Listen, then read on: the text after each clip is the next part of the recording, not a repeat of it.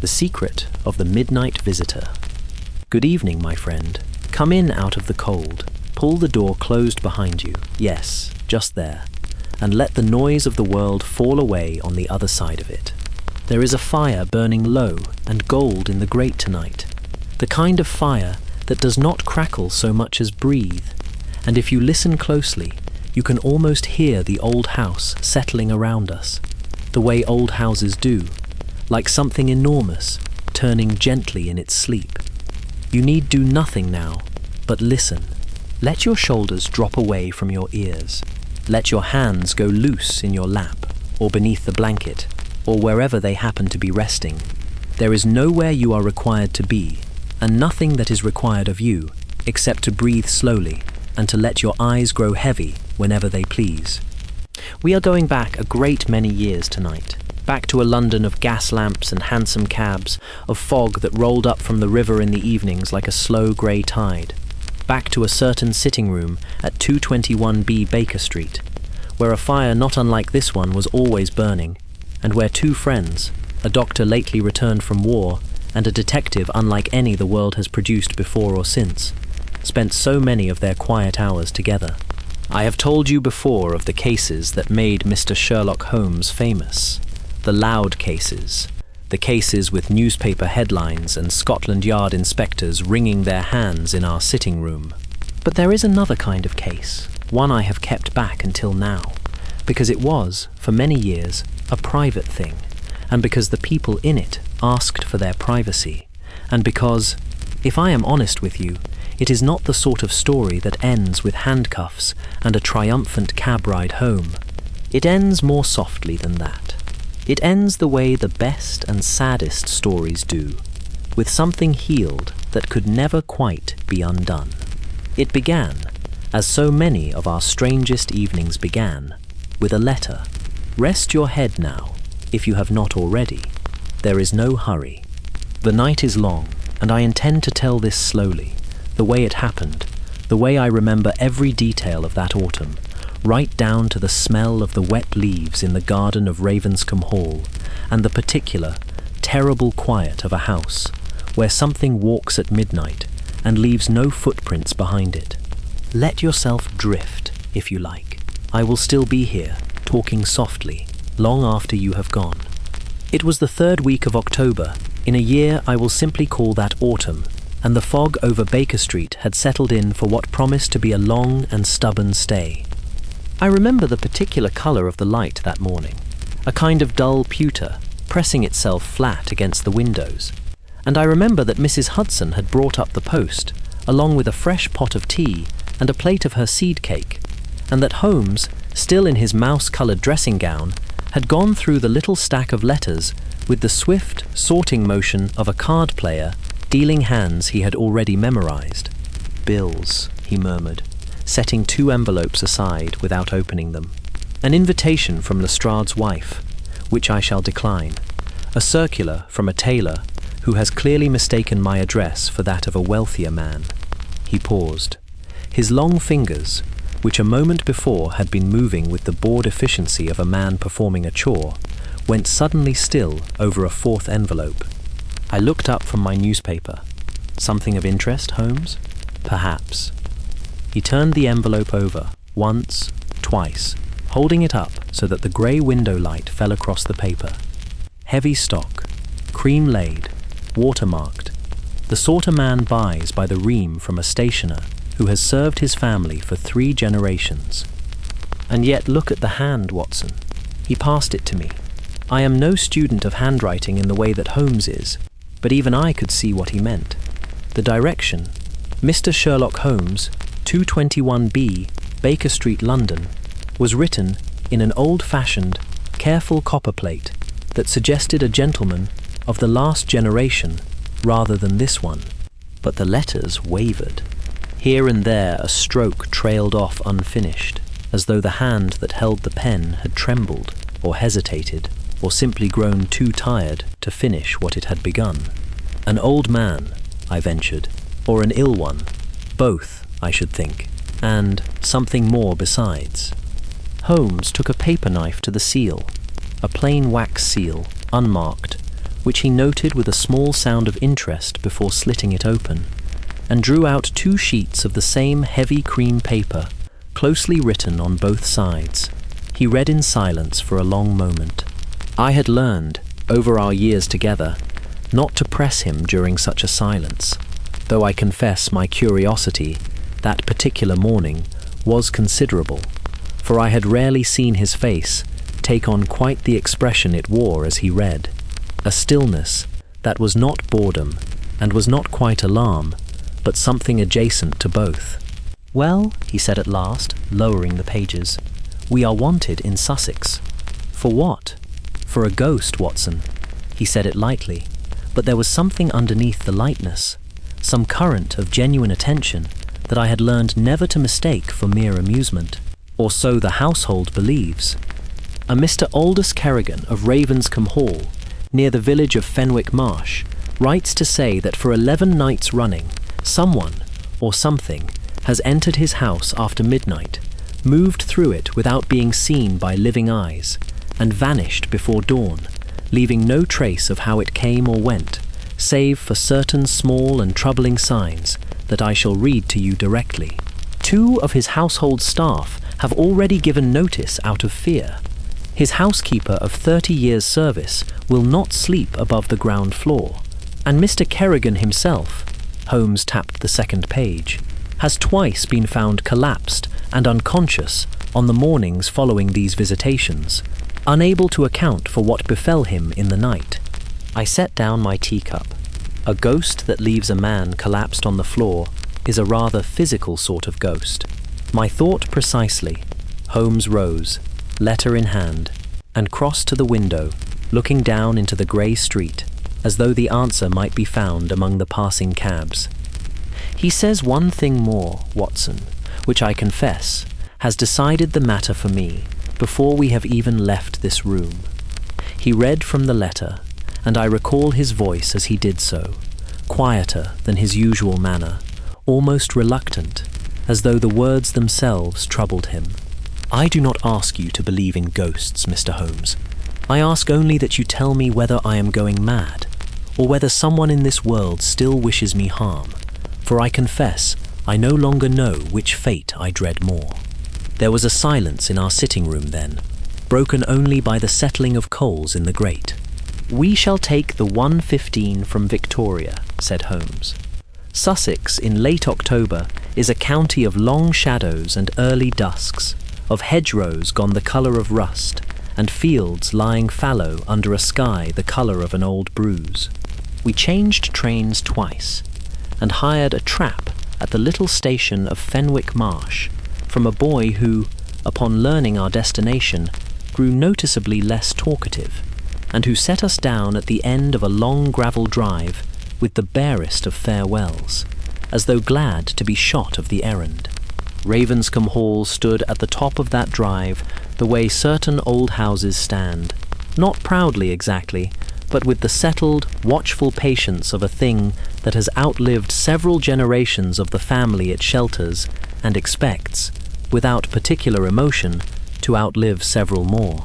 It was built of grey Sussex stone, gone dark with 2 centuries of weather, with tall mullioned windows and a roofline broken by chimneys of varying age, as though each generation of Kerrigans had added its own idea of what a chimney ought to look like, without much reference to what had come before. Ivy had colonized the eastern wall entirely, and there was a rookery in the tall elms behind the house, from which, as we approached, a great black cloud of birds rose up all at once, wheeling and calling, before settling again as if nothing at all had disturbed them. "A house with a great deal to say for itself," Holmes observed, "if only it could speak." We were met at the door not by Mr. Kerrigan himself, but by a woman of perhaps 25, slight and pale, in a grey travelling dress that seemed a size too large for her, as though she had lost weight rapidly and had not yet had new dresses made. She had dark eyes, quick and intelligent, and a manner of watching a person's face closely while they spoke, as though she had learned, through some hard experience, to attend carefully to what people did not say as well as what they did. "You must be Mr. Holmes," she said, extending a hand that was cold even through her glove. "I am Eleanor Kerrigan, my uncle's niece, and I suppose these days something like his housekeeper as well, since Mrs. Pemberton will not come above the second floor after dark, and the new girls we've hired don't stay a fortnight." A ghost of a smile, quickly gone. "I'm glad you've come. I was beginning to fear no one would." She led us through a hall hung with the portraits of Kerrigans long dead, stern men in old-fashioned collars, pale women with their hands folded, and into a long drawing room where a fire had been lit against the chill, though it did little, I thought, to warm the room's general atmosphere, which was one of a house holding its breath. Mr. Aldous Kerrigan was seated near the fire in a wing chair, a rug across his knees, though the room was not especially cold. He was perhaps 70 years of age, with a full head of white hair and the remains of what must once have been a commanding, handsome face. But it was a face now etched with a fatigue that went beyond mere age. His hands, folded in his lap, trembled very slightly, in the particular way of a man whose nerves have been worn thin by something more specific than the ordinary erosions of time. "Mr. Holmes," he half rose, and Holmes crossed quickly to prevent him the effort, taking the offered hand instead. "And Dr. Watson, I have read your accounts, sir, with great admiration, though I confess I never thought to find myself the subject of one." He attempted a smile that did not quite arrive. "Forgive me for not rising properly. I do not seem, these past weeks, to trust my own legs." "Please," said Holmes, drawing up a chair, "do not trouble yourself on our account. Tell me instead, in your own time and your own words, exactly what has been occurring in this house." Mr. Kerrigan glanced, for just a moment, toward his niece, who had settled into a chair a little apart from the fire, her hands folded tightly in her lap. It was a brief glance, but I marked it, and I saw that Holmes had marked it too, the particular look of a man deciding, in the presence of a young woman he loves, exactly how much of a frightening truth he is willing to speak aloud. "It began," he said at last, "a little over a fortnight ago. I will tell it to you now, largely as he told it to us, for his account, halting though it was, laid the foundation for everything that followed, and I think it best that you should hear the mystery unfold, as we ourselves first heard it, a piece at a time, each piece not quite fitting with the last. On the night in question, Mr. Kerrigan had retired at his usual hour, a little past 11, to his bedchamber on the first floor, a large, handsome room at the corner of the house, with windows overlooking both the front drive and the side garden. He had, as was his custom, locked his door from the inside, a habit he had kept since a burglary, some years before, had relieved a neighbouring house of its silver. He had drawn the curtains, extinguished his lamp, and fallen, he believed, into an ordinary sleep. He had woken, he could not say precisely when, save that the church clock in the village had some time before struck the half-hour after midnight, with the absolute prickling certainty that he was not alone in the room. "I want you to understand, Mr. Holmes, that I am not a fanciful man," he said, and there was something almost pleading in the way he said it. "I commanded men in India for 11 years. I have sat up through cholera and through mutiny, without, I think, disgracing myself. I do not startle at shadows, but I lay in that bed, and I knew, as surely as I know my own name, that there was someone standing at the foot of it.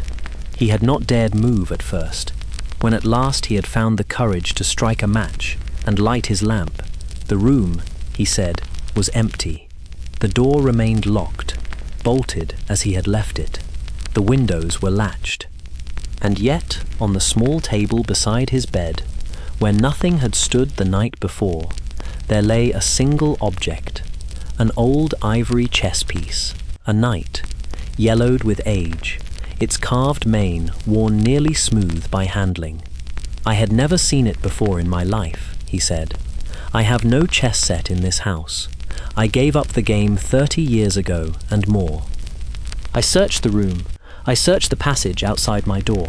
I found nothing, and no one, and no sign of how anyone had come or gone. His hands, in his lap, had begun to tremble more visibly as he spoke. I told myself it was a dream, Mr. Holmes. I told myself so most sincerely. But 3 nights later, it happened again. The second visitation had been worse. He had woken this time not merely with the sense of a presence, but with the sound of it. A soft, deliberate footstep crossing the floorboards near the window, followed by what he described as a kind of sigh or a whisper, though I could make out no words. He had called out. The footsteps had stopped. And then, nothing. Silence until dawn. In the morning, upon the same bedside table, they had found a second object, a woman's locket, tarnished silver, containing a small painted portrait, so faded and water-damaged that little could be made out beyond the suggestion of a young woman's face and a great quantity of dark hair. "Do you recognize the locket, sir?" Holmes asked quietly. Mr. Kerrigan's jaw worked for a moment before he answered. "No," he said. But it was, I thought, the least convincing word I had heard him speak, and I saw Eleanor Kerrigan's eyes flick toward her uncle, with an expression I could not quite read. Concern, certainly, but underneath it something sharper. A question of her own, perhaps, that she had not yet found occasion to ask.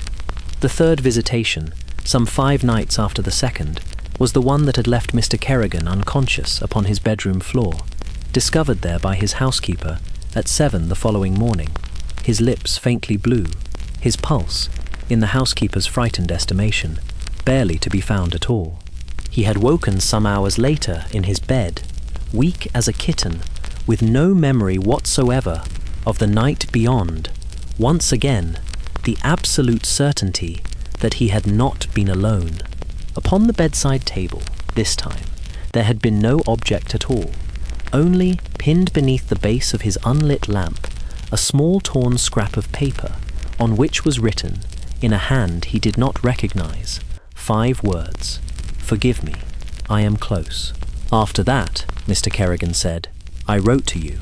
There had been a 4th visitation since, 3 nights past, which had left him only shaken, not collapsed, and no fresh object, only the same soft footstep, the same sighing sound, and, upon waking, the absolute conviction that someone had stood very close to his bed and looked upon his sleeping face for a long while before departing.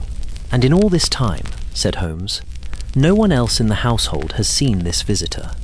"No one," said Mr. Kerrigan, "though God knows half of them have heard something. My housekeeper, Mrs. Pemberton, swears she heard footsteps in the upper passage on 2 of the nights in question, though her own room is at the far end of the house. One of the maids we have since lost swore she saw a light moving in the garden after midnight. A candle, she thought, though it left no one carrying it that she could find.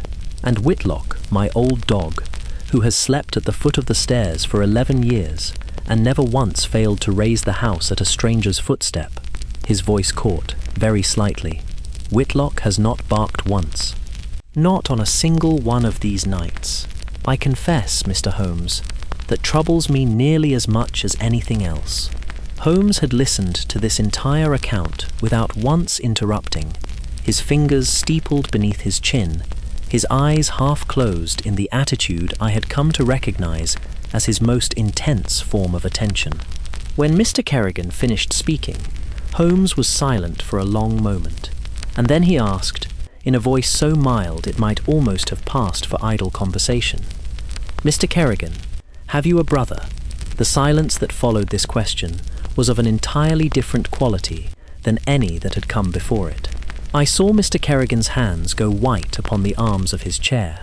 I saw Eleanor Kerrigan go very still in her seat by the window, her dark eyes fixed upon her uncle's face with an intensity that told me, more clearly than any words could have, that this was a question she too had long wished to ask, and never dared.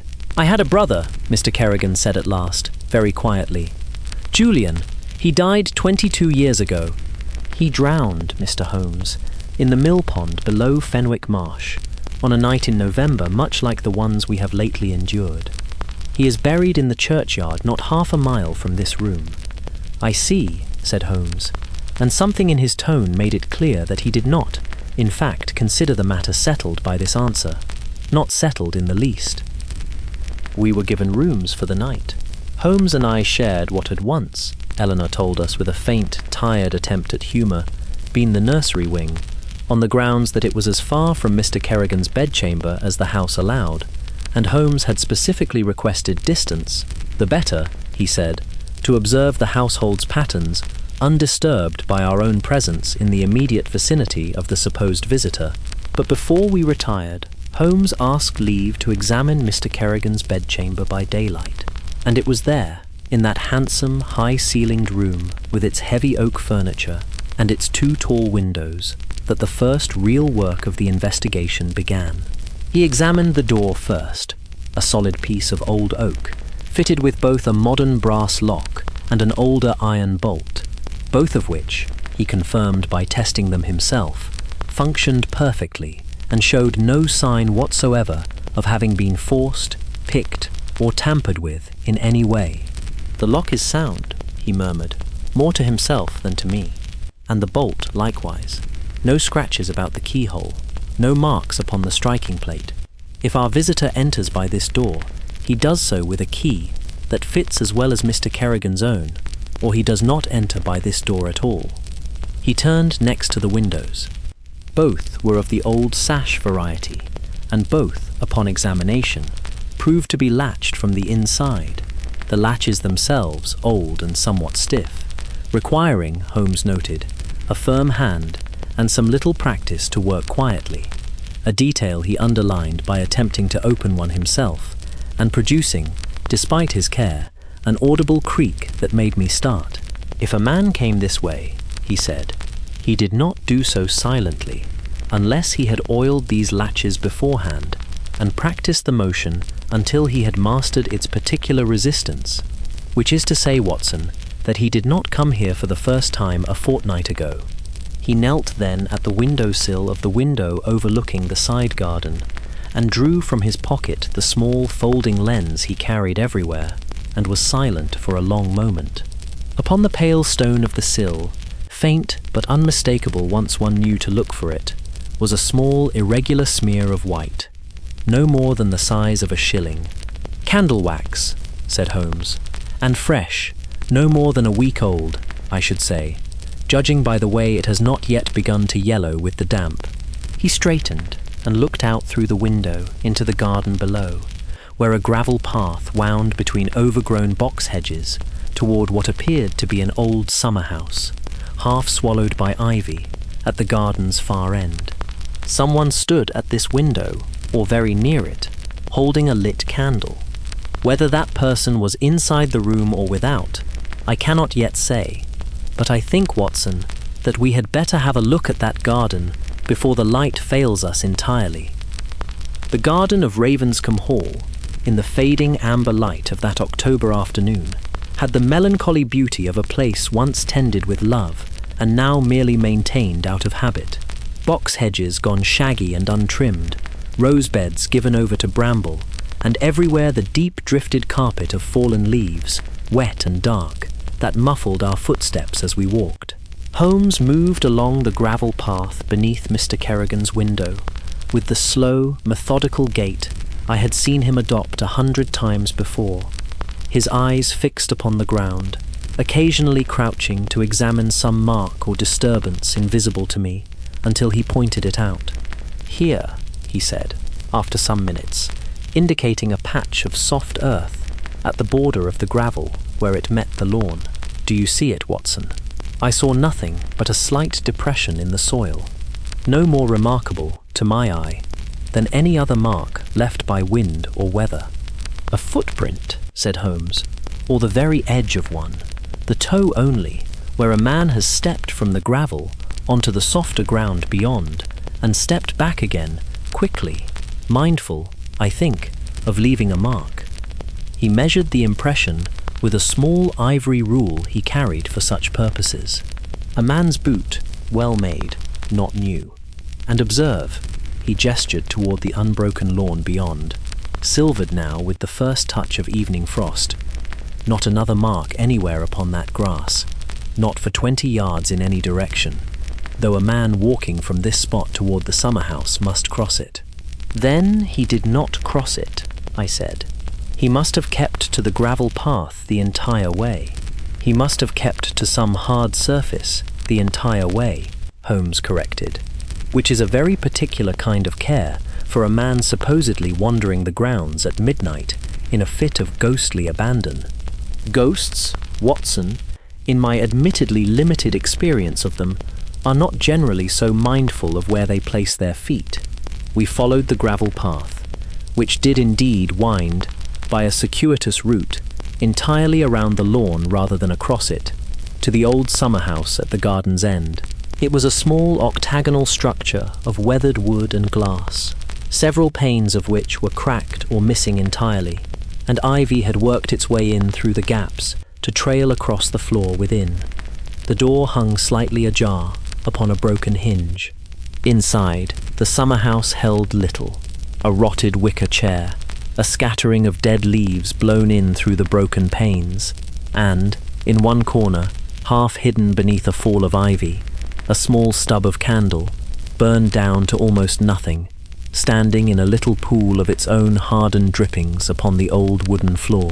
Holmes crouched beside it for a long moment without speaking, and when he rose, there was an expression upon his face that I had learned, over the years, to associate with the particular satisfaction of a man who has found the first solid thread of a tangled matter.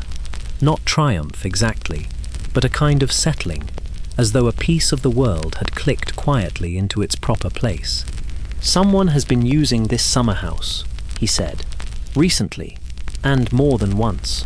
Someone who comes and goes carefully, who values a hard path over soft grass, who has perhaps studied this garden by daylight before ever daring to cross it by dark."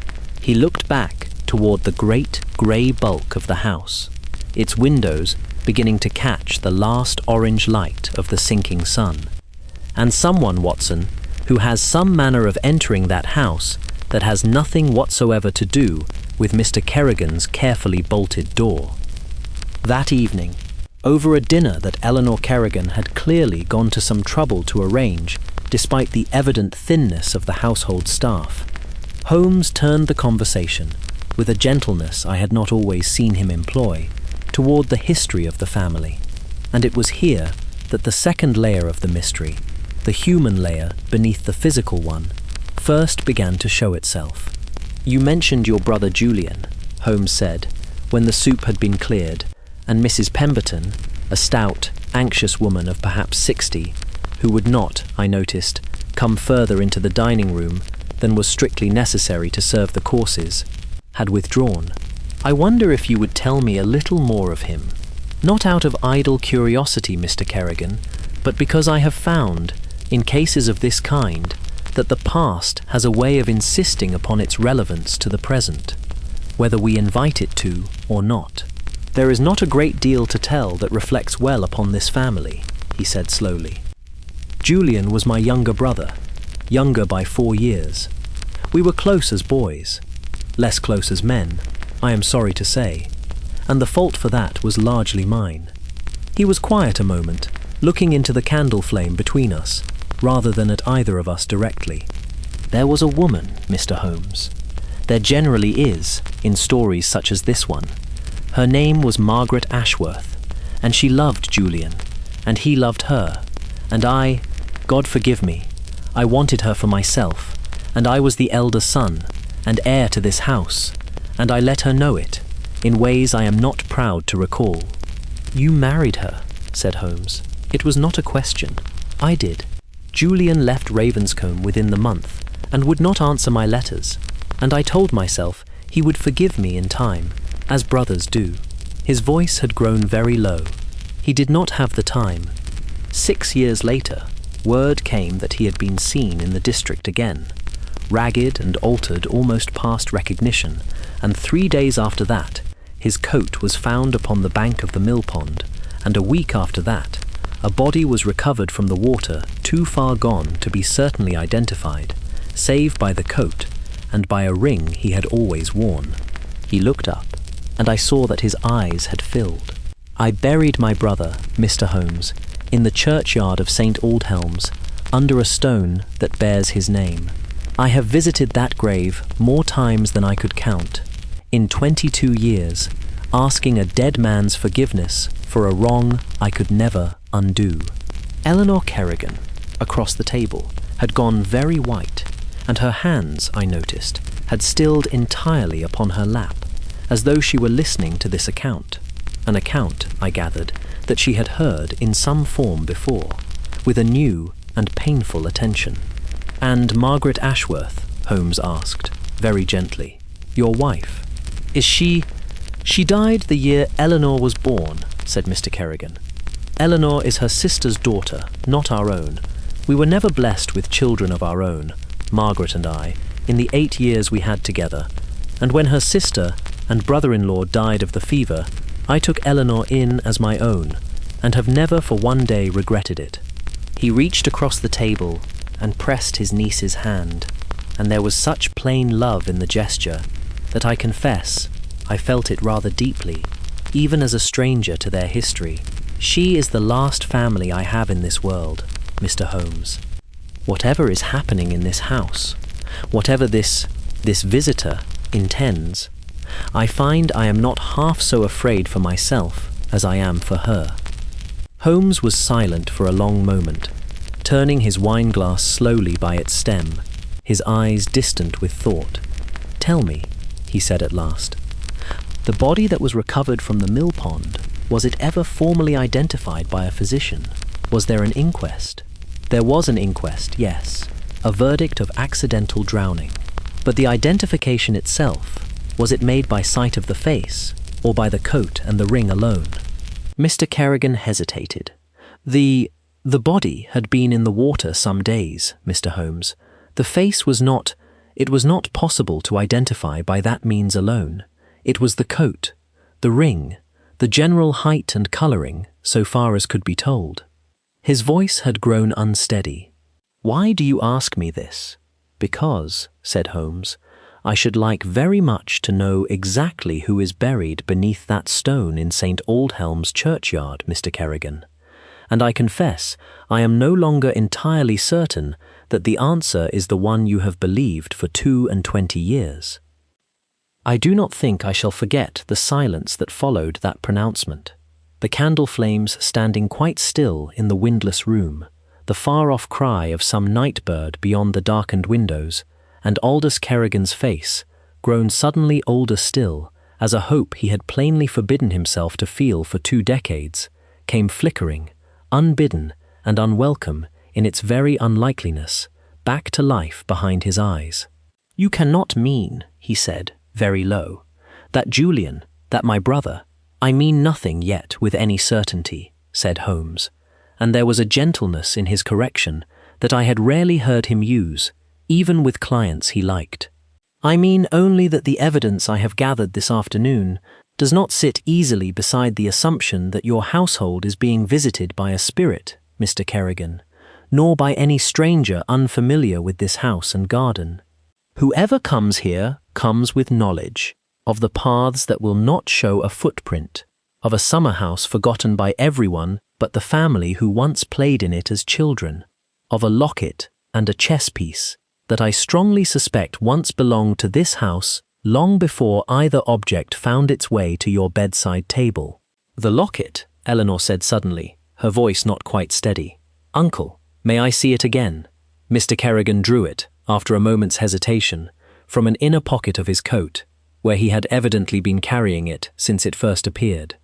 Eleanor took it with careful hands, opened the tarnished silver case, and studied the faded portrait within for a long moment by the candlelight. "I have seen this face before," she said slowly. "Not the locket, the face. There is a miniature of my mother, of Margaret, in the blue drawing-room, painted before her marriage. I have looked at it 100 times, wondering what she was like." She looked up, and her eyes, in that moment, held something between fear and a kind of desperate hope that mirrored her uncle's own. "It is the same face, Mr. Holmes. I would swear to it. This is a portrait of my mother." "Then someone," said Holmes quietly, "has been carrying your mother's portrait, in a locket old enough to have been a lover's keepsake, for 22 years, and has now, at last, brought it home." Sleep did not come easily to me that night. In the narrow nursery bed, with its faded frieze of painted rabbits along the wall, a relic, I supposed, of some Kerrigan childhood generations past, I lay listening to the old house settle and creak around me, to the wind working at the ivy on the eastern wall, and more than once I found myself certain I had heard a footstep in the passage beyond our door, only to hold my breath and hear nothing more. Holmes, in the second bed across the small room, did not sleep at all, so far as I could tell. When I woke, briefly, sometime after 2, I found him seated, fully dressed, in the room's single hard chair, drawn close to the window, watching the dark garden below with the patient, unblinking attention of a heron at a riverbank. "Nothing yet," he murmured, without turning, evidently having heard me stir. "Go back to sleep, Watson. If our visitor comes tonight, I shall know of it before he has crossed the lawn." But the visitor did not come that night, nor the next, and it was on the 3rd day of our stay that the investigation took a turn neither Holmes nor I had quite anticipated, a turn that had nothing to do with ghosts or brothers presumed drowned, and everything to do with the very living, very present figure of Mr. Aldous Kerrigan's solicitor, a Mr. Silas Doyle, who arrived at Ravenscombe Hall that morning by the 10 o'clock train, ostensibly to discuss certain matters of the estate, and who greeted our presence in the house with an expression that I, watching closely at Holmes's earlier instruction, would have described as considerably less than welcoming. Silas Doyle was a narrow man, precise in his dress and precise in his speech, with pale eyes set a little too close together and a habit of steepling his fingers when he spoke that put me, uncomfortably, in mind of Holmes's own characteristic gesture, though on Doyle it seemed to carry none of Holmes's warmth of genuine attention, only a kind of watchfulness, cold and assessing, the watchfulness of a man perpetually calculating advantage. "Mr. Holmes." He extended a hand that was dry and cool. "I confess, I am surprised to find you here. Aldous did not mention in his last letter to me that he intended to," a small pause, delicately placed, "involve outside parties in what is, after all, a matter of the family's private concern." "A man's health and safety are rarely so private a matter as his solicitor might prefer," Holmes replied pleasantly, though I caught the edge beneath the pleasantness, sharp as a blade beneath silk. "I understand you manage the Kerrigan estate, Mr. Doyle." "For nearly 20 years, sir. My father managed it before me, and his father before him. The Doyles and the Kerrigans have been intertwined for the better part of a century." He smiled thinly. "I have Aldous's welfare very much at heart, Mr. Holmes, whatever impression you may have formed to the contrary. It is precisely because I have his welfare at heart that I have, I confess, begun to wonder whether the strain of these recent disturbances has not become rather too much for a man of his age and constitution to bear. There is such a thing, sir, as a mind giving way beneath sustained fright. I should not be doing my duty by my old friend if I did not, at some point, raise the question of whether his affairs might not be better managed under a more settled arrangement.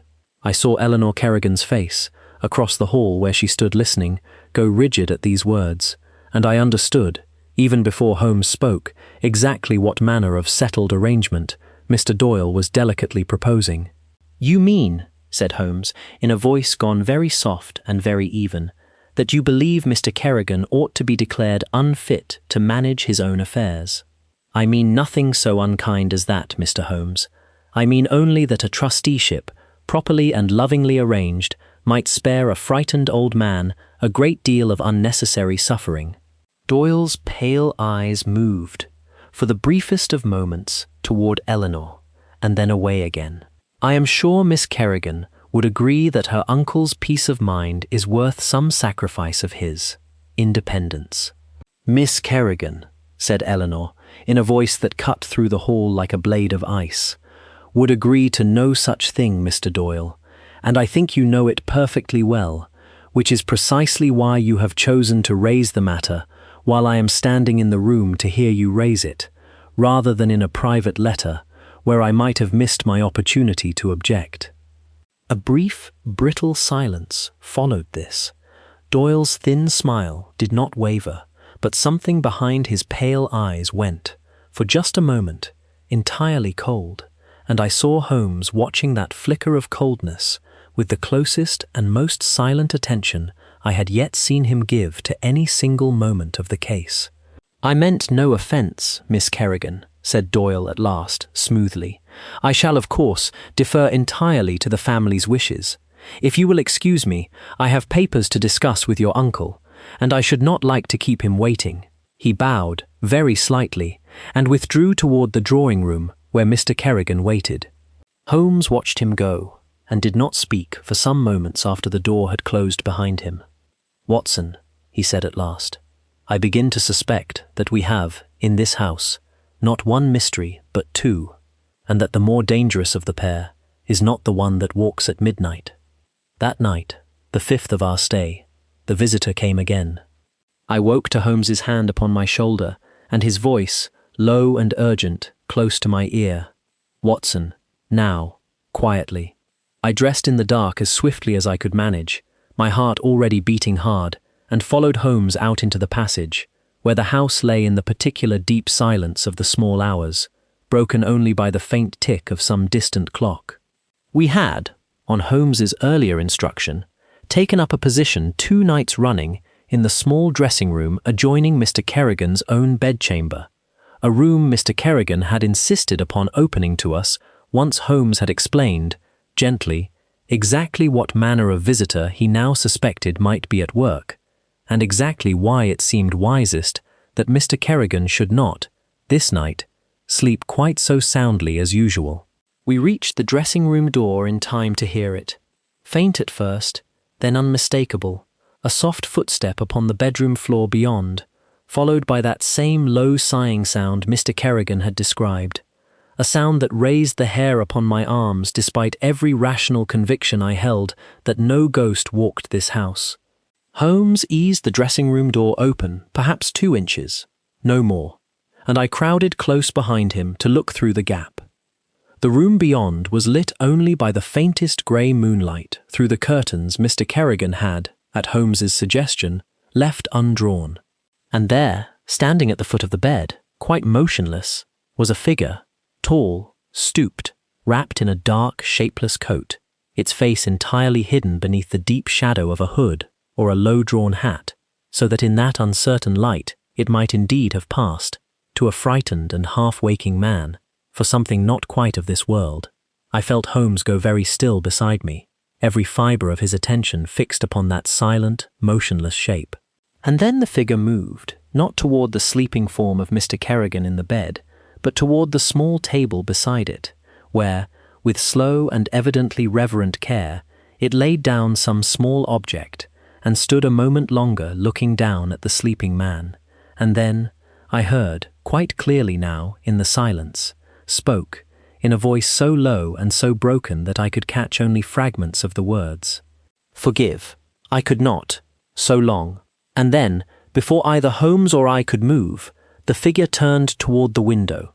Not the door, the window, and in one swift, practiced motion, drew back the curtain, worked the latch with a soft, familiar creak I recognized at once, and was gone, out and down, into the dark garden below, with a speed and a silence that spoke of long, careful practice.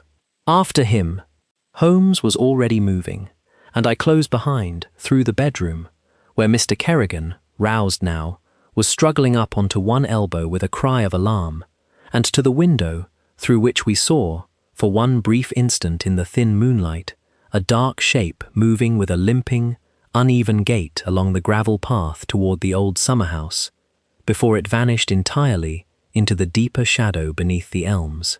By the time we had gained the garden ourselves, Holmes vaulting the low sill with an agility that still, after all our years together, occasionally surprised me.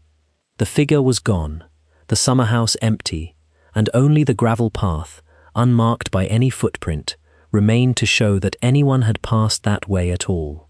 Holmes stood a long moment in the cold garden air, breathing hard, his eyes moving over the dark tree line beyond the summerhouse, with an expression I can only describe as frustrated respect. "He knows this ground, Watson," he said at last, "as well as he knows his own hand. He has planned his retreat as carefully as his approach. This is not a madman, nor a common thief, nor, I am now entirely persuaded, any manner of ghost. This is a man executing a plan he has rehearsed a great many times, in his own mind if nowhere else, over a great many years." "What did he say?" I asked. I could not make it out entirely, nor I in full, but I heard enough. Holmes's face, in the pale moonlight, had gone very grave. "He asked forgiveness, Watson, and he said he could not stay away so long. A curious thing for a stranger to say to a man he intended harm." We returned to the house to find Mr. Kerrigan sitting up in his bed, pale and shaking but conscious, Eleanor already at his side in her dressing gown, her hand upon his own. Upon the bedside table lay the object the visitor had left, a small, worn leather notebook, its cover soft with age and handling, tied about with a faded ribbon. Holmes lifted it carefully and opened it beneath the lamp Eleanor had lit. The pages within were closely written, in the same wavering, careful hand as the address upon Mr. Kerrigan's original letter to us, save that here the hand was not that of an old man's tremor, but something else, the unsteady, effortful writing, I thought, of a man whose fingers no longer obeyed him easily, whether from age, or illness, or injury. "It is a diary," Holmes said quietly, turning the pages with great care. "Or something very like one. Watson, Mr. Kerrigan, I think we had better read this together, and I think, before we do, that you had both better prepare yourselves for what I believe it is about to tell us. I will not set down every word of that notebook here, for much of it was private in a way that even now, so many years later, I feel some reluctance to share entire, the raw and unguarded thoughts of a man who never expected another living soul to read them. But I will tell you what it revealed, for it is the very heart of this story, and without it, nothing that followed would make sense. The notebook belonged to Julian Kerrigan. He was not dead. He had never drowned in the mill pond at all. He had left Ravenscombe 22 years before, as his brother had told us, broken-hearted and humiliated by the loss of Margaret Ashworth, and in the depths of that despair, half drunk and wholly desperate, he had indeed gone down to the mill pond one November night, not to end his life. The notebook insisted, though he confessed he had gone there with some dim and half-formed notion that he no longer greatly cared whether he lived or died, but to sit and think and grieve upon the bank where he and his brother had fished together as boys. He had slipped upon the wet stones. He had gone into the water, and the cold had very nearly finished what his despair had not quite intended, and he had been dragged out, more dead than alive, not by any hand at Ravenscombe, but by a passing bargeman some half-mile downstream, who had pulled him from the shallows, half-drowned and raving, and, recognizing him, for the bargeman had known the Kerrigan name, had made him a strange and fateful offer, to say nothing, to let the world believe what it would of a coat found upon the bank, and to come away instead upon his barge, out of Sussex entirely, to a life where no one would know him as the disgraced younger son who had lost the woman he loved to his own brother. I did not correct the mistake, Julian had written, in a passage Holmes read aloud to us in a low, careful voice, because in that moment, half-drowned and entirely broken, I found I did not wish to be Julian Kerrigan any longer. I wished, God forgive me, to be no one at all, Let them bury an empty name. I would go and be a stranger to the whole world, and perhaps, in time, a stranger to my own grief as well. He had not, of course, become a stranger to his grief. The notebook, over its many pages, traced 22 years of a hard and wandering life. Years upon barges and in dockside lodgings, years of labour that had worn his body prematurely old, years of a poverty he described without self-pity, but without concealment either, and, running beneath every page like an undertow, a grief for the family and the home he had left behind that had never once, in all that time, grown less. He had learned, some years before, through channels the notebook did not entirely make clear, that Margaret had died young, and that her sister's orphan daughter had been taken in and raised at Ravenscombe as Aldous' own. He had learned, more recently still, and here the handwriting grew notably rougher, the ink blotted in places as though the hand that held the pen had shaken, that a doctor in the port town where he had lately been living had examined his lungs, worn thin by decades of hard labour and harder winters, and had told him, without much softening of the truth, that he had perhaps a year left to him. Perhaps less. I find, Julian had written, in what must have been one of the notebook's final entries, that a dying man loses his taste for pride rather more quickly than I should have thought possible. I do not wish to die a stranger to my own brother, whatever wrong passed between us. I do not wish to die having never once seen my Margaret's daughter's face, but I find too that I have not the courage to simply knock upon the door and announce myself, an old, ragged, dying stranger claiming to be a dead man risen. What if Aldous should turn me away? What if the shock alone should do him harm, weak as I hear he has become? I have resolved, therefore, upon a gentler course. I know this house and this garden better than any living soul, better even than Aldous does now, I think, for I spent my whole boyhood memorizing every hidden way in and out of it, as boys do. I will come by night. I will leave some small token each time, some proof that I mean no harm, that I am not a thief nor a madman, but only what remains of Julian. I will let him grow accustomed, slowly, to the idea that I might yet be near, before ever I show him my face. And then, when I judge the moment right, I will tell him everything and beg what forgiveness he may find it in his heart to give me, before whatever time I have left runs entirely out. Holmes closed the notebook gently, and for a long moment none of us spoke at all. I looked at Aldous Kerrigan and saw that the old man's face was wet with tears he had made no effort to hide, and that Eleanor's hand, still clasped in his, was gripping it now with a fierce and trembling strength. "He is alive," Aldous said, in a voice scarcely above a whisper. "My God, Mr. Holmes, my brother is alive." "He was alive as of the writing of this notebook, certainly," said Holmes, with the careful precision that was, I had come to understand, his own particular form of kindness in such moments, a refusal to let hope run further than the evidence yet warranted. And I believe, given the events of tonight, that he remains alive now, though gravely weakened, and very close at hand. But, Mr. Kerrigan, I must ask you to hold two thoughts in your mind at once tonight, difficult as I know that will be. The first is this joyful and extraordinary truth about your brother. The second is a matter altogether darker, which I have not yet had occasion to lay fully before you, and which I believe now can wait no longer. It was in the small hours of that same long night, with the fire built up again in the drawing-room and brandy poured for all of us, that Holmes laid out, with the calm, methodical clarity I had seen him employ in 100 other rooms before 100 other stunned and grieving clients, the second thread of the mystery, the thread that led not to a lost brother, but to Mr. Silas Doyle. "I confess," Holmes began, "that when first I heard your account, Mr. Kerrigan, of collapsing twice, with no memory of the hours before, I gave serious thought to a simple midnight fright. The shock of waking to find oneself apparently not alone, sufficient in a man of your age and constitution to induce a fainting spell.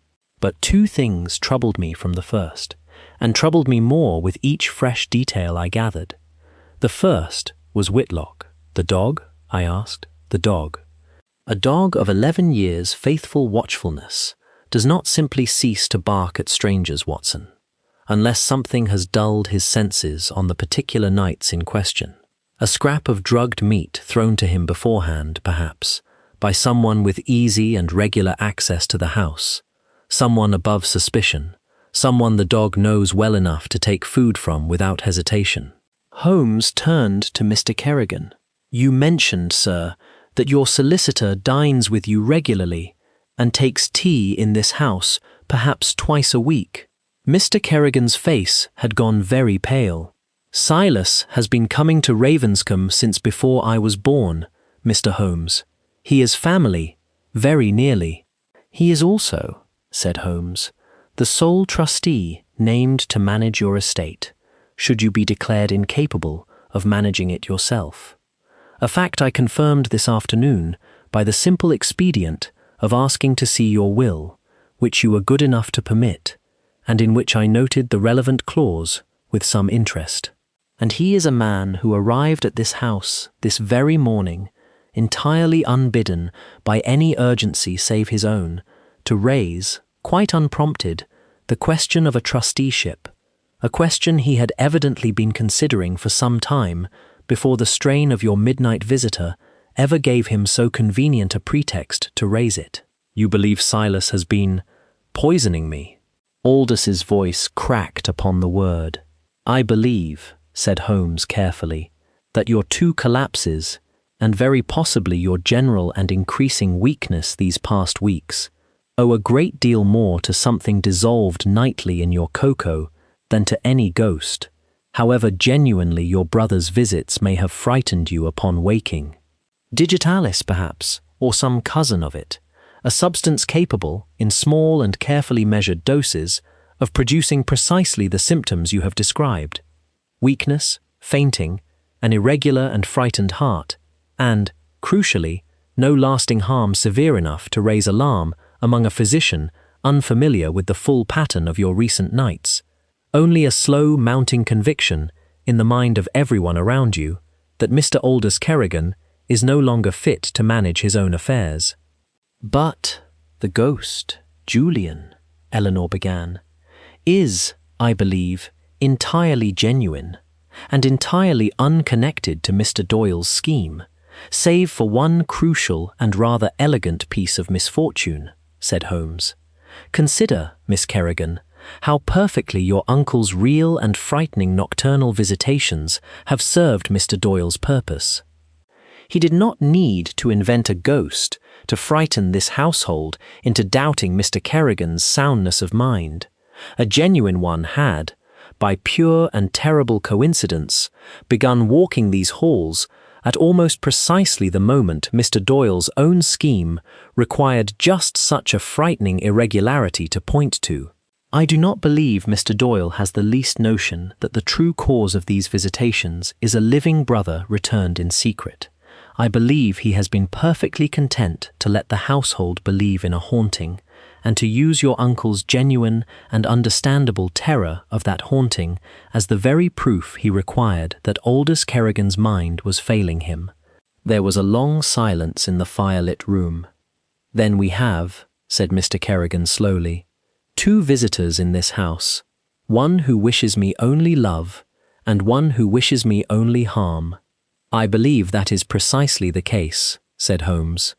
"And I believe, further, that tomorrow night, for I do not think either matter will wait much longer, given how close your brother's notebook suggests his own health has drawn to its end, and given how eager Mr. Doyle has shown himself this very day to press his advantage. Tomorrow night, both threads of this mystery will very likely draw to their conclusion, whether we are prepared for them or not. I propose, therefore, that we be prepared." The plan Holmes laid out that night, in the low, urgent voice of a general disposing his forces before a battle, was simple in its essentials, though it required, in its execution, a great deal of quiet nerve from everyone in that room. Mr. Kerrigan's cocoa, prepared as usual by Mrs. Pemberton and delivered to his room each evening by whichever member of the household happened to bring it, would this night be intercepted by Holmes himself before it ever reached the bedroom, and examined by chemical means he had brought with him from London. For Holmes, I should explain, rarely travelled upon a case of this uncertain shape without his small travelling case of reagents and instruments, a habit that had proven its worth on more occasions than I could easily count. If digitalis, or some similar substance, were indeed present, we should have our proof against Mr. Doyle beyond any reasonable doubt. Mr. Kerrigan himself would go to bed as usual, but would not, this night, drink the cocoa that was brought to him, whatever its contents proved to be, and would feign the effects of its supposed dose regardless, so that anyone watching from without, and Holmes suspected, though he could not yet prove, that Doyle himself, or an agent of his, might well be watching the house that very night, eager to witness the fruits of his scheme, would see nothing to suggest their plan had been discovered. Meanwhile, Holmes and I, together with Eleanor, who insisted with a fierceness that would brook no argument upon being present for whatever the night might bring, would keep watch, not only for Doyle's man, should one appear, but for Julian, whose return, given the urgency of his final notebook entries, Holmes judged likely to come again very soon, perhaps that very night. "It is a delicate business," Holmes admitted, as we made our final preparations in the small hours before dawn, asking a house to hold its breath for 2 visitors at once, one welcome and one not. "But I think, Watson, that if we manage it rightly, we may resolve both matters in a single night, and spare this family a good deal of further suffering in the process." The following day passed with an unbearable, crawling slowness, the whole household moving through its ordinary business, meals prepared, fires laid, the small, unremarkable business of a country house, with the strange, suspended quality of people performing a play whose true drama has not yet begun. Mr. Doyle, I should note, had remained at Ravenscombe rather than returning to London as I had expected, offering some thin explanation about further papers requiring Aldous' signature, a pretext that convinced no one in that house, but was accepted, outwardly, by all of us, with careful and deliberate ease. Night came at last, grey and starless, with a thin rain beginning to fall against the windows as the household retired. Holmes intercepted the cup of cocoa, as planned, in the dim passage outside the kitchen, and I watched him work by the light of a single shielded lamp in the small pantry, dipping a strip of treated paper into the dark liquid, watching it change colour with the swift, focused attention of a man who already half knows what answer he will find and is only confirming it. "There," he said quietly, after a moment. "Digitalis, or very near it. Not enough, in a single dose, to kill a healthy man, but enough, given nightly and over weeks, to account for everything we have observed, and enough, I think, given time, to have proved fatal in the end, whether by intention or by simple carelessness as to the mounting dose. I do not think Mr. Doyle greatly cared which outcome came to pass, so long as it came soon. We poured the tainted cocoa away, prepared a harmless substitute from the kitchen's own stores, and carried it up to Mr. Kerrigan's room, where the old man, sitting up in his bed, with a courage that moved me greatly to witness, drank it down without complaint, and then, at Holmes's quiet instruction, lay back against his pillows and closed his eyes, feigning the onset of a weakness he did not, this night, actually feel. Then we withdrew, Holmes and I to the dressing room as before, Eleanor to a small alcove behind a tall wardrobe from which she could see the room without easily being seen herself, and we waited, in the deep hush of that rain-soft night, for whatever the darkness would bring us. It was Doyle who came first. I heard him before I saw him, a careful, deliberate tread in the passage outside Mr. Kerrigan's door, quite unlike the light, limping step we had heard from Julian 2 nights before. The door, which Holmes had left deliberately, if invisibly, unbolted that night, the bolt drawn back but appearing, to a casual glance, still engaged, eased open without a sound, and Silas Doyle slipped into the darkened room, a small shuttered lantern in one hand, its light so dim as to be scarcely more than a suggestion of light at all. He crossed to the bed. He stood over the sleeping, or apparently sleeping, figure of Aldous Kerrigan for a long moment, and I saw, even in that near darkness, the particular satisfaction in the set of his narrow shoulders, the satisfaction of a man watching a scheme, long in the making, draw at last toward its fruit. He drew something from his coat, a small vial, I thought, though I could not be entirely certain in the gloom, and reached toward the water-glass upon the bedside table.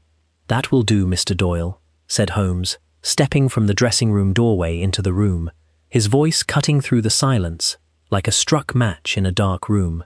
"I think we have seen quite enough." What followed was, for a few moments, considerable confusion. Doyle's lantern clattering to the floor as he spun about, Mr. Kerrigan himself sitting bolt upright with a cry, Eleanor emerging from behind the wardrobe with a candle already lit in her shaking hand. But Doyle, to his credit or his shame, did not attempt to flee, nor even, after that first startled instant, to deny what stood plainly before all our eyes. "You cannot prove anything," he said instead, his voice gone thin and cold, all pretense of warmth stripped away at last. "A vial of tonic, nothing more. A solicitor checking on an old friend in the night. A solicitor whose fingerprints, I have no doubt, we shall find upon the very bottle of digitalis tincture I expect a search of your travelling case will shortly produce, for you would not, I think, have left your supply behind in London, not while your work here remained unfinished. A solicitor, moreover, whose treatment of the cocoa delivered to this room each night for a fortnight past has left its unmistakable chemical signature upon the very cup you believe, at this moment, Mr. Kerrigan has just now drunk from." Holmes's voice, though it never rose, had taken on an edge of iron that I had rarely heard him direct at any man. "You very nearly killed him, Mr. Doyle, slowly and by degrees, and called it the mercy of sparing him a frightened old age. I wonder whether you ever once, in all your careful calculations, spared a thought for what that mercy would actually have cost him." Doyle said nothing further. His face, in the guttering light of the fallen lantern, had gone the colour of old ash, and when, some minutes later, the local constable, summoned by a servant Holmes had sent running for him the moment our trap was sprung, arrived to take him into custody, he went without a struggle, and without another word, as though whatever had sustained his cold composure through weeks of quiet cruelty had simply, all at once, run out. It was perhaps an hour later, the confusion of Doyle's arrest at last subsided, the household roused and then gradually settled again, that the second visitor of that long night came at last, and this time none of us were surprised by his arrival, though nothing could have prepared us entirely for the sight of him. He came, as before, by the garden window, and this time Holmes had left it deliberately unlatched, and had asked Mr. Kerrigan, trembling now with an anticipation far different from the fear of the nights before, to sit up in his bed, a single candle burning low beside him, and wait. The figure that climbed through that window was smaller than I had somehow expected, and moved with a slow, careful, evidently painful stiffness that spoke of a body long worn down by hardship. He straightened just inside the window and drew back the low hood that had concealed his face on every previous visit, and stood there in the candlelight, blinking, as though the small, warm glow of that single flame were almost more than his eyes, so long accustomed to darkness and to distance, could easily bear. He was an old man, though I knew from the notebook he could not yet have reached 60, old before his time, his face deeply lined and weathered, his hair gone entirely white, his frame thin nearly to gauntness beneath the shapeless dark coat. But there was, beneath all that hardship had carved into his features, an unmistakable echo of the face in the portrait that hung in the great hall below. The same broad brow, the same set of the jaw, and I saw Aldous Kerrigan's breath catch audibly in his throat as he looked upon it. "Julian," he said, and his voice broke entirely upon the single word. The old man in the doorway, for I could no longer think of him as anything but a man, no ghost about him now but the plain, aching evidence of a hard and sorrowful life, stood frozen a moment, as though he had rehearsed 100 different speeches for this moment, and found, now that it had actually arrived, that not one of them would come to him. "I meant to tell you gently," he said at last, his voice rough and unpracticed, as of a man who had not spoken at any length to another living soul in a very long while. "I meant to come to you slowly, Aldous, a little at a time. I did not want to frighten you into your grave before ever I had the chance to ask your forgiveness properly." His eyes moved, for the first time, past his brother, to where Eleanor stood, white-faced and utterly still, at the foot of the bed. "And you," he said, very softly, "you must be Margaret's girl." "I am Eleanor," she managed. "You have her eyes," Julian said, and something in his ruined, weathered face crumpled all at once into an old and long-buried grief, given, at last, its long-delayed release. "God forgive me, I have wanted, for 22 years, only to see her eyes again in some living face, just once, before I died." I will not attempt to set down, in full, everything that passed in that small candle-lit room over the hour that followed. The brothers' halting, tear-choked reconciliation, Julian's account, given now in his own broken voice rather than through the pages of a notebook, of the bargeman's rescue and the long, hard years that had followed it. Aldous' repeated, anguished apologies for a wrong 2 decades old, waved away at last by his brother with a weary gentleness that spoke, I thought, of a man who had long since made his peace with old grievances and had no strength left, nor any wish, to hold on to them any longer. I will only tell you that by the time the grey light of dawn began to touch the garden beyond the window, something in that house had changed. Some old, long-carried weight lifted at last from every heart within it, and that Julian Kerrigan, weak and ill as he plainly was, slept that night, for the first time in 22 years, beneath his own family's roof, in a bed made up for him in the room that had been his own as a boy.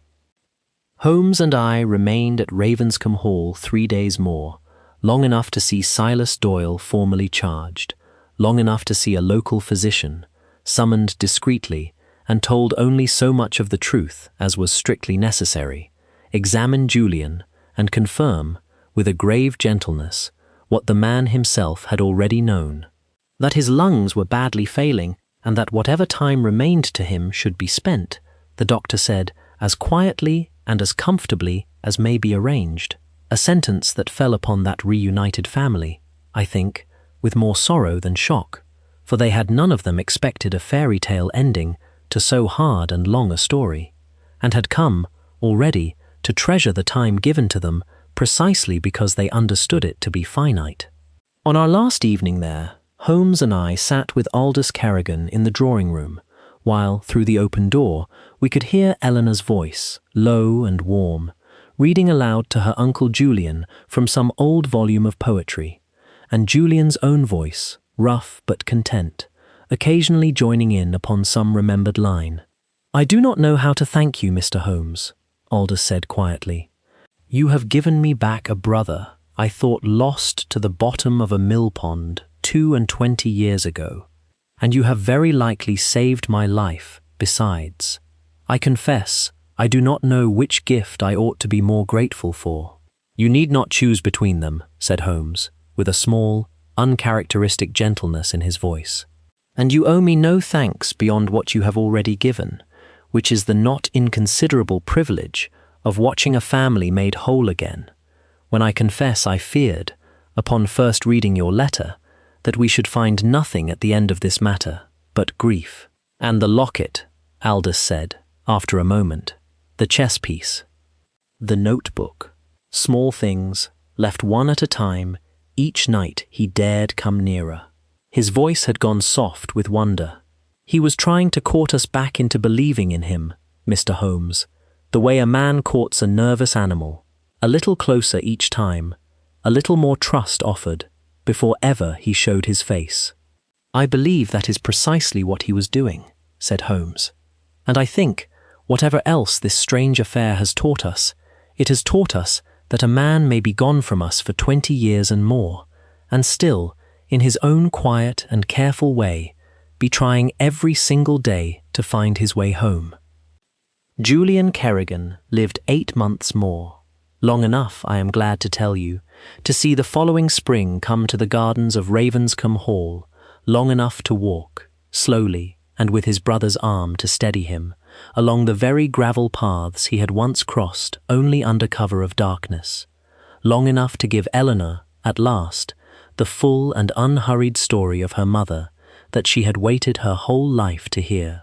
He is buried now beside the empty grave that bears his name in the churchyard of St. Aldhelm's, a second stone raised beside the first, so that any stranger passing through that quiet churchyard might read, upon 2 markers standing close together, the strange and gentle truth of the whole affair, that a man may be mourned for 2 decades and more, and still, in the end, come home to be mourned properly, surrounded by those who loved him, when his true time came at last.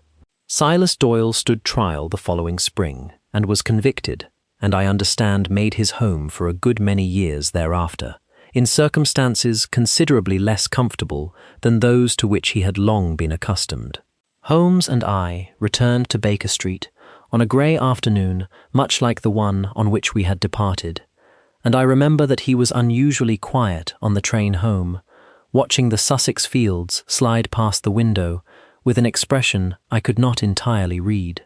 A curious case, I ventured, after some miles of silence. The curious cases are rarely the ones that linger, Watson, he said, without turning from the window. It is the human ones that stay with a man. He was quiet a moment longer.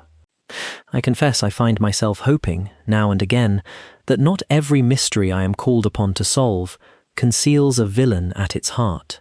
Sometimes, it seems, the truth a family most fears to uncover is not a crime at all, but only a very old and very human sorrow, waiting, patiently, for someone brave enough to come home and set it right. We reached Baker Street as the lamps were being lit along the street, and Mrs. Hudson, hearing our step upon the stair, called up to ask whether we should like our supper now or in an hour, and Holmes, shrugging off his travelling coat with the particular briskness of a man glad to be home, called back that now would suit very well indeed, for he found, rather to his own surprise, that he was extremely hungry. And so our fire was built up again that evening, and our supper was taken in the familiar comfort of our own sitting room, and if either of us thought again that night of a ghost that had never truly been a ghost at all, or of a garden path that showed no footprints, or of 2 brothers reunited at last beneath a Sussex roof after 22 long years apart, well, we did not speak of it again. Some stories, once told, are best left to settle quietly into memory, the way a house settles at last into stillness after a long night's disturbance has finally, gently, come to its end. And that, my friend, is the story of the midnight visitor. If you are still awake to hear these final words, know that the fire beside you is burning low now too, the way it always does at the end of a long tale well told, and that there is nothing left to do tonight but let your eyes close and let the last of the story settle over you like a warm and heavy blanket. Somewhere, in the London of our story, the fog still rolls softly along Baker Street. Somewhere, a fire still burns gold in a familiar grate. And somewhere, in a quiet Sussex churchyard, 2 brothers rest at last, beneath stones standing close together, their long separation over, their story, like this one, finally, peacefully, complete. Sleep well.